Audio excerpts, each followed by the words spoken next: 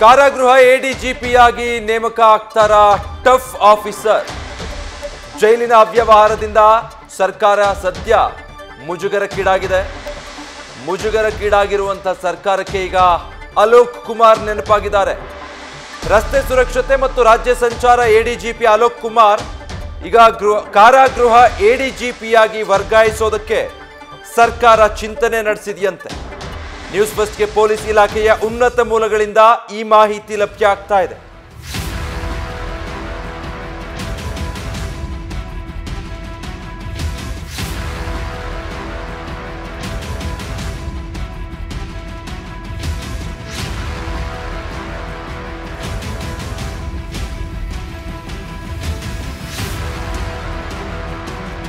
ಸದ್ಯ ಅಲೋಕ್ ಕುಮಾರ್ ಟಫ್ ಹಿಸ್ಟ್ರಿಯನ್ನು ಹೊಂದಿದ್ದಾರೆ.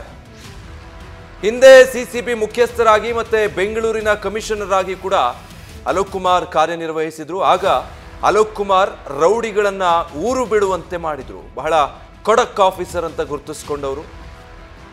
ಅಲೋಕ್ರ ಮೇಲಿನ ಭಯಕ್ಕೆ ಅದೆಷ್ಟೋ ರೌಡಿಗಳು ಊರು ಬಿಟ್ಟು ಮನೆ ಖಾಲಿ ಮಾಡ್ಕೊಂಡು ಹೊರಟೋಗಿದ್ರು. ಅಷ್ಟರ ಮಟ್ಟಿಗೆ ಸಿಂಹ ಸ್ವಪ್ನವಾಗಿ ಕಾಡಿದ್ರು ರೌಡಿಗಳ ಪಾಲಿಗೆ. ಅವರ ಮೇಲಿನ ಭಯಕ್ಕೆ ಕೆಲವರು ಜೈಲೇ ಸೇಫು ಅಂತ ಜೈಲ್ ಸೇರ್ಕೊಂಡು ಬಿಟ್ಟಿದ್ರು. ಹೊರಗಿದ್ರೊಂದು ಗತಿ ಕಾಣಿಸ್ತಾರೆ, ಜೈಲಿಗೆ ಹೋಗ್ಬಿಡೋಣ ಅಂತ. ಕೇಂದ್ರ ಕಾರಾಗೃಹದಲ್ಲಿ ರೌಡಿಗಳು ಹೆಚ್ಚಾಗಿ ಈಗ ರಾಜಾತಿಥ್ಯ ಪಡಿತಾ ಇರೋದ್ರಿಂದ ಅಧಿಕಾರಿಗಳ ಜೊತೆ ಕೈ ಜೋಡಿಸಿ ಜೈಲಲ್ಲಿ ರೌಡಿಗಳು ಬಿಂದಾಸ್ ಜೀವನ ನಡೆಸ್ತಾ ಇರೋದು ಎಲ್ಲವೂ ಕೂಡ ಬೆಳಕಿಗೆ ಬಂದಿರೋದ್ರಿಂದ ಈ ಆರೋಪಕ್ಕೆ ಪುಷ್ಟಿ ನೀಡುವಂತೆ ಕೆಲ ಫೋಟೋ ಮತ್ತೆ ವಿಡಿಯೋಗಳು ಏನು ವೈರಲ್ ಆಗಿದೆ. ಇದರಿಂದ ಸರ್ಕಾರಕ್ಕೆ ಮುಜುಗರ ಆಗಿದೆ. ಈ ಫೋಟೋ ವಿಡಿಯೋಗಳೆಲ್ಲ ಹೊರಗೆ ಬಂದಿರೋದ್ರಿಂದ ಈಗ ಡ್ಯಾಮೇಜ್ ಕಂಟ್ರೋಲ್ ಮಾಡಬೇಕಲ್ಲ. ಇದೇ ಕಾರಣಕ್ಕೆ ಅಲೋಕ್ ಕುಮಾರ್ರನ್ನ ನೇಮಕ ಮಾಡೋದಕ್ಕೆ ಈಗ ಸರ್ಕಾರ ಯೋಚನೆ ಮಾಡ್ತಾ ಇದೆ ಅನ್ನೋ ಮಾಹಿತಿ ನ್ಯೂಸ್ ಫಸ್ಟ್ಗೆ ಪೊಲೀಸ್ ಇಲಾಖೆಯ ಉನ್ನತ ಮೂಲಗಳಿಂದ ಲಭ್ಯ ಆಗಿದೆ.